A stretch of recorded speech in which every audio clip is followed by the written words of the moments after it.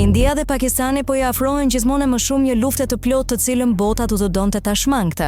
Pakistani njoftoi nisjen e kundërpërgjigjes së tij, pasi akuzoi Indinë se ka sulmuar 3 baza ushtarake pakistaneze me raketa të lëshuara nga avion dhe thot se ka shkatruar sistemin e mbrojtjes së 400 të palës indiane, gjë të cilën deli e mohon.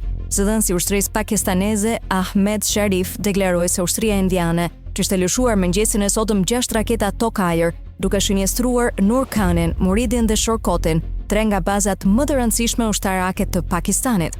Fill pas kësaj, zyrtarët pakistanez i dhanë dritën jeshile kundër sulmit të pagzuar me emrin Operacioni Bunyan ul Marsus.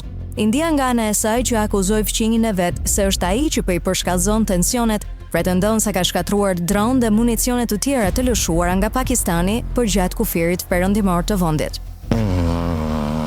Më herët këtë javë, India goditi disa objektiva në Pakistan dhe në pjesën e Kashmirit të administruar prej këtij të fundit, në përgjigje të sulmit vdekjepryrës të militantëve ndaj turistëve indian në Pahalgam muajin që shkoi.